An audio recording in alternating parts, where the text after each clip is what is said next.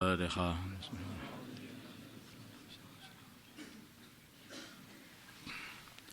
Bismillahirrahmanirrahim. Bahthul Masail, Senin 27 Jumadil Ula 1442 Hijriah, 11 Januari 2021 Masehi. 1. Masalah memberikan bangkai kepada orang kafir. Bagaimana hukum memberikan bangkai kepada orang kafir? Wong orang kafir aja dikasih bangkai, ya biar makan bangkai. Kadang-kadang berpikir seperti itu. Jawab, kalau untuk dimakan orang itu, maka tidak boleh. Karena menurut mazhab Syafi'i itu orang-orang kafir ini pun, ini mereka semuanya adalah diperintah juga untuk mengamalkan syariat Islam. Jadi mereka itu terus berdosa karena meninggalkan syariat Islam. Sudah berdosa enggak mau beriman, berdosa juga ya, meninggalkan syariat Islam. Kalau kamu kasih bangkai biar makan bangkai, ya kamu juga berarti seperti memberikan orang supaya makan haram. Walaupun itu orang kafir. Maka orang kafir itu kalau umurnya panjang, tua mbah dalam itu nerakanya itu. Masalah 2 yaitu menjual organ tubuh. Organ tubuh dijual. Masalah organ tubuh. Pertanyaan, bagaimana hukum menjual sebagian organ tubuh ke rumah sakit karena ada permasalahan ekonomi yang mendesak? Jawab diperinci. Jika diambil setelah wafat, maka diperinci. Jika sebelum wafat ia berwasiat atau walinya mengizinkan, maka hukumnya boleh. Jika tidak ada wasiat serta izin dari walinya, maka hukumnya khilaf. Ada yang membolehkan, ada pula ulama yang tidak membolehkan. Jika diambil di saat ia masih hidup, maka diperinci. Jika diambil di saat ia masih hidup, maka diperinci. Kalau hal tersebut menyebabkan kematian baginya setelah diambil, mungkin dia itu mau diambil jantungnya atau mau diambil kepalanya, ya tugel lah.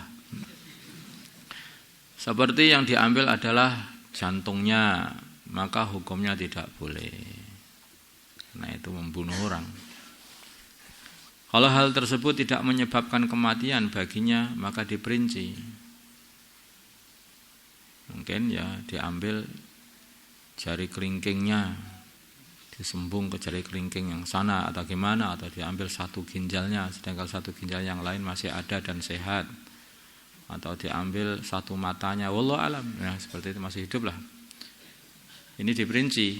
Kalau ada izin darinya, dari orang yang diambil itu, maka khilaf. Ada yang berpendapat tidak boleh juga. Walaupun ada izin, ada yang mengatakan boleh. Kemudian kalau tidak ada izin, maka jelas-jelas tidak boleh.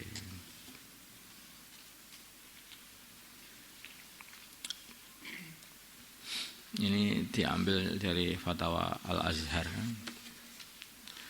Karena zaman dulu enggak ada yang model seperti ini.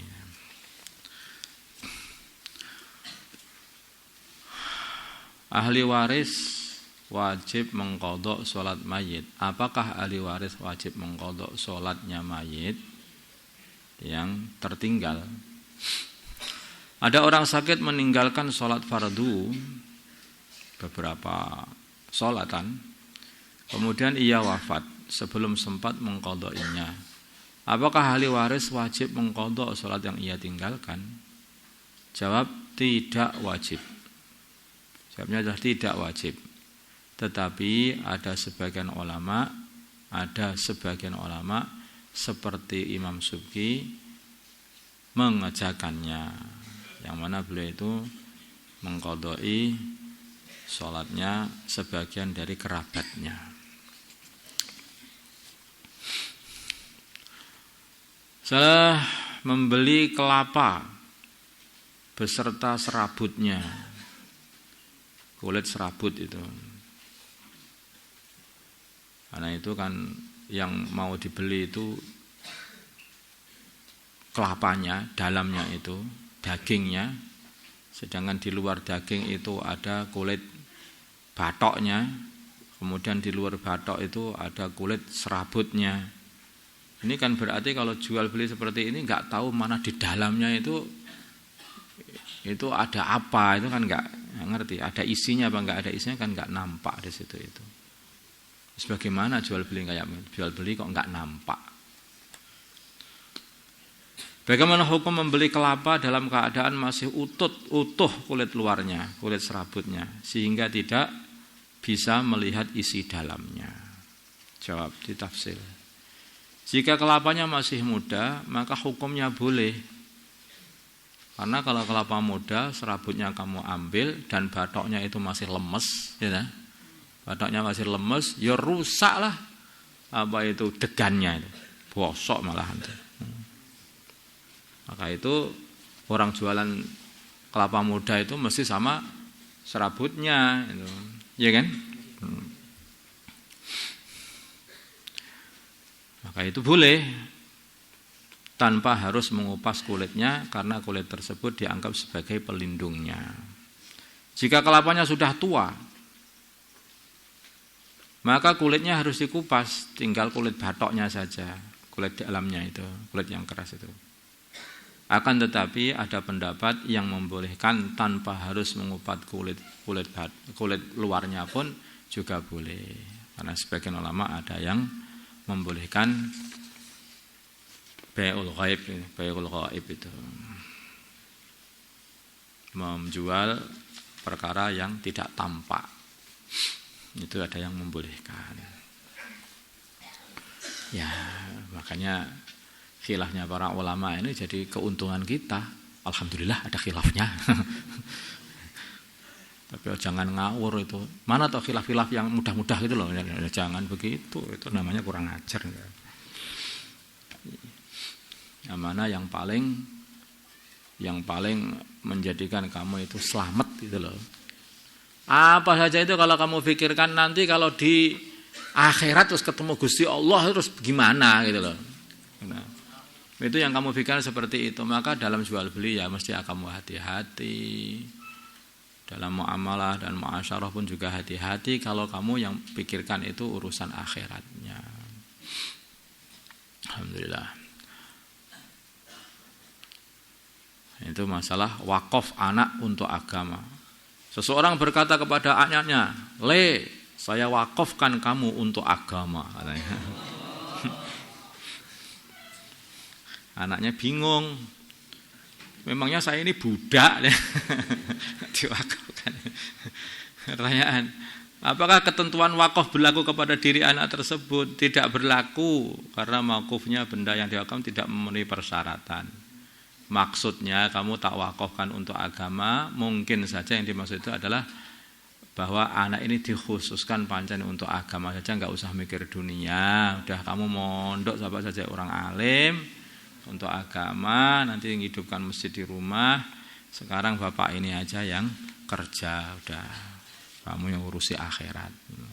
Nanti kamu hafid Quran bisa mensyafaati 10 anggota keluarga itu. Kamu bagian urusan akhirat. Nah, saya itu kan ngopaini orang yang urusan agama, nanti biar khidmat kepada orang ahli agama kan dapat juga pahala. Nah, bapaknya khidmat, anaknya sungguh-sungguh. Bapaknya khidmat, mengharapkan anaknya yang jadi ahli agama yang hebat. Ternyata ada telepon dari pondok, ring. Ada apa Pak? Bapak anaknya supaya dijemput Pak. Loh, jemput gimana? Di Azamnet. Innalillahi wa inna ilaihi. Ini sudah saya wakafkan agama. Lah kok jadi wakaf di Azamnet. La haula wala quwwata. Loh kok paham semua itu, kenapa kamu pernah ke sana semua ya? Allahumma shalli ala sayyidina Muhammad wa ala sayyidina Ibrahim wa ala sayyidina Ibrahim wa ala sayyidina Muhammad. Allahumma arham sayyidina Muhammad, Allahumma ighfir li sayyidina Muhammad, Allahumma aslih sayyidina Muhammad. ألف بين قلوب من سيدنا محمد، اللهم انصر أمة سيدنا محمد، اللهم أحسن سلطانا نصيرا، صلى الله على سيدنا محمد النبي الأمي وعلى سيدنا الحمد لله رب العالمين.